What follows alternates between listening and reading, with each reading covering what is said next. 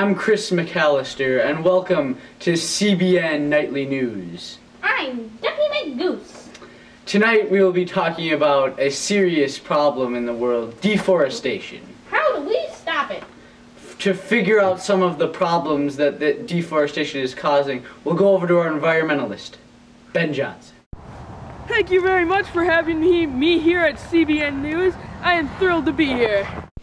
Glad you could come, Mr. Johnson. So let's start, shall we? So what really is deforestation? Well, the true definition of deforestation is to cut away all trees and make the land completely bare of any forests. That is very interesting. So what are some of the main problems that deforestation causes? Some of the more well-known facts are that with less trees there's less oxygen, which is very true. Some of the things that are going to happen if heavily populated forests are cut down are the animals and plants living there are going to go away. Almost 50% of our world's animals and insects and plant species live in rainforests. Some of them so specialized that they wouldn't be able to live anywhere else. They would be completely wiped out if we were to cut down all these rainforests. Some less well-known problems are that with less trees, there's less carbon monoxide being turned into oxygen, therefore increasing our carbon footprint. And it would make global warming proceed at a faster rate.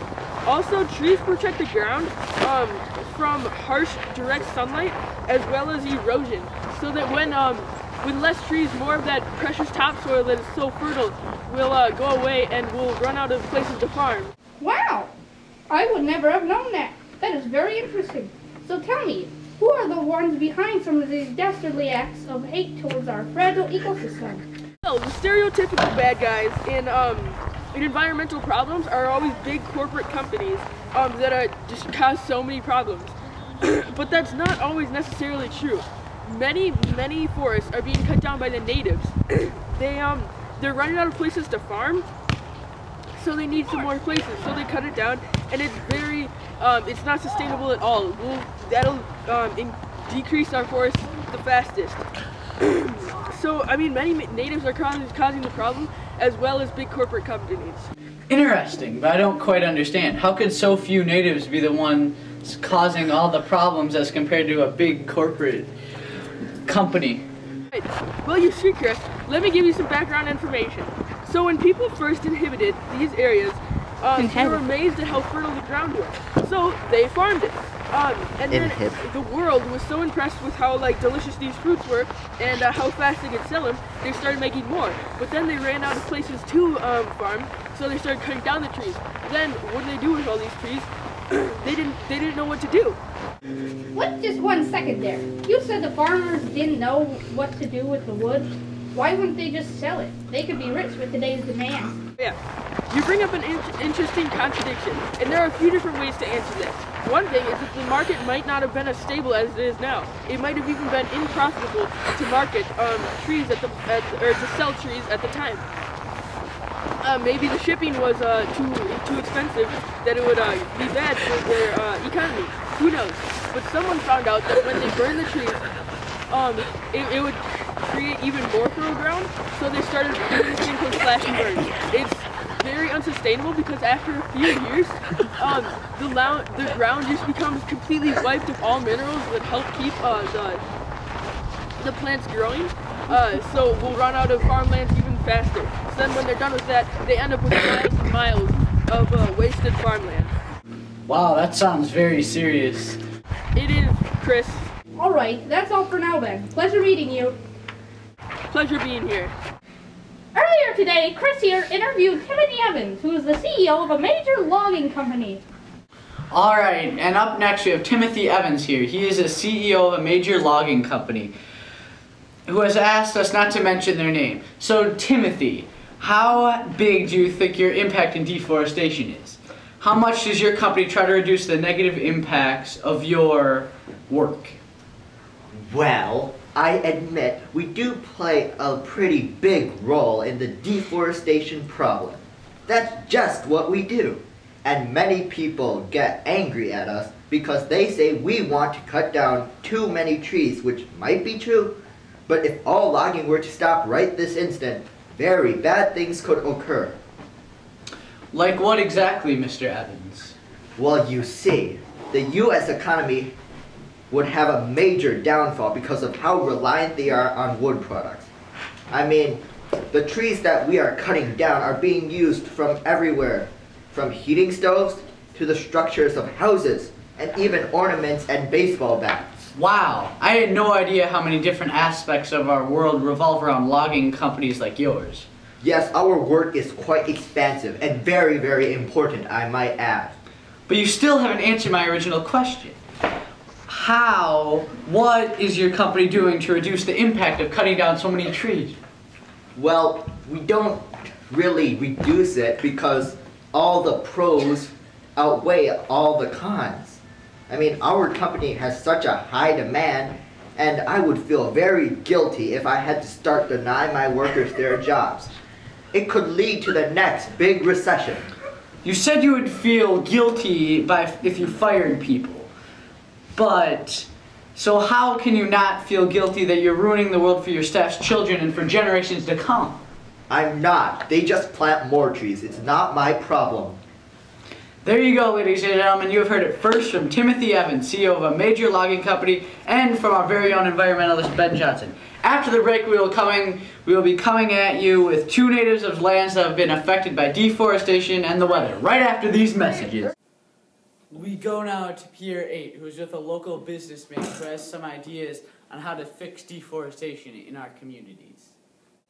Thanks, Chris. I'm with Dave Sanchez, who has impossible solutions for deforestation in our communities. So, Dave, what are your solutions for this spreading crisis? What's something we can do in our community to stop this problem? All right. My idea is that we implement a new curriculum in local middle schools that teaches children about deforestation. This curriculum would detail both the positive side and the negative side of deforestation. That seems to be a good idea, but how exactly will that work? I believe that we can convince the local school board to allow the middle school to start a new curriculum in their World Studies class. Right now, many children don't even know that deforestation is killing the world. They may go into a deforestation business without realizing the dangers, and when they do, it's too late. This kind of education will give anti-deforestation activists another advantage, the advantage of the future generation. I think I see a flaw in your plan, however. How will this stop deforestation now? It's too late to educate many adults about deforestation without wasting resources. My volunteer group has concluded that teaching children is the way to go. Children are our hope for the future, and they must realize that. This way, when they grow up to be adults, they'll know the dangers of deforestation. I see. So you think that educating children is the way to go? Yes, I do, Pierre. I'm thinking about what will happen in the future when this generation is running the world and what they will do to help ease our environmental problems. I realize that we won't be able to help them because we will all be either old or dead. Well, on that cheery note, I think we'll wrap up the interview. Thank you for your time, Mr. Sanchez. No problem. Thanks for having me on. And oh, one more thing, kids. Boycott homework. It kills trees. Okay, I think that's enough. Back to you, Chris. Thanks, Pierre. Well, I think that we all learned something new on how to stop deforestation in that interview. I couldn't agree more, Chris. I had never even thought of the idea of educating the children. Well, up next, we have a special guest, John Smith, who is a prominent anti-deforestation activist who is going to share some ideas about how consumers can help stop deforestation in the U.S. Prominent anti-deforestation activists are taking is closing onto the consumers of this nation. Activist John Smith is here today to discuss this new consumer organization with us. I'm John Smith. I'm a volunteer for CODE, or the Consumer Organization Against Deforestation. I joined CODE because I felt that too many trees were being devastated for the world to be sustainable for my children and their children. We here at CODE are dedicated to buying products that are only made with wood from renewable sections of forest. If a chair comes from a forest in Brazil that is home to an endangered animal, we won't buy it. If a cabinet comes from a jungle in the Solomon Islands that has been pristine for centuries, we won't buy it. If you try to sell us wood from a threatened tree type, guess what? We won't buy it. Thanks, John Smith. But how exactly will your boycotts of many wood products affect deforestation? We, as consumers, have the money. And I hate old sayings, but money is power. Therefore, we, as consumers, have the power. We can stop this. We can help our children and their children and their children's children. We won't give money to greedy tree-chopping industries. We will pay the conservative corporations that are careful about where and when they log. Yes, but how will this affect the greedy loggers? If we don't give money to them, they can't profit. They go bankrupt. The deforestation will die. It's a place a new sustainable logging industry will rise. Code is awesome. That's great. Thanks for educating us, John Smith. I hope you and Code can defeat this menace. Yeah, go Code. Thank you, John. Those are some very interesting insights, don't you think? Oh, definitely, Chris. I'm getting a whole new perspective on the whole deforestation problem. I couldn't agree more.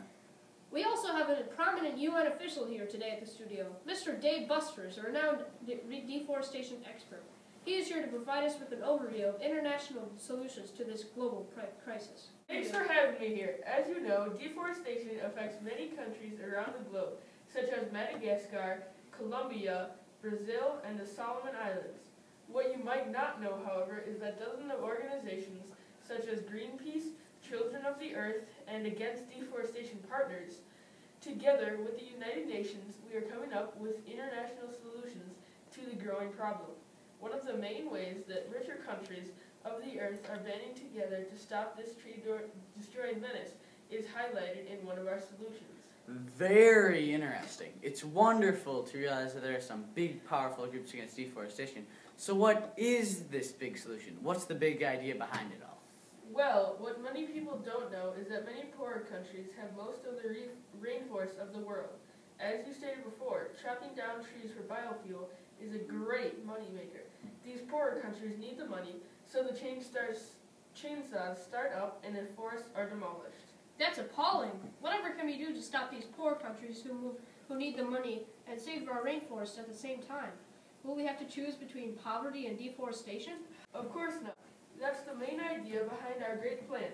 The developed countries of the world recognize this plight, and they are willing to help out by giving money to the rainforest-rich countries in order to lessen the amount of rainforests that are devastated. By doing this, we can take two birds out with one stone. The poor countries get extra money fast for the development of their infrastructures, and the richer countries are saving the forests for generations to come. That's a wonderful solution. Here we have it, folks. A sustainable solution to solve deforestation on the international level. Thanks for coming on our show, Mr. Buster. Pleasure to be here, Chris.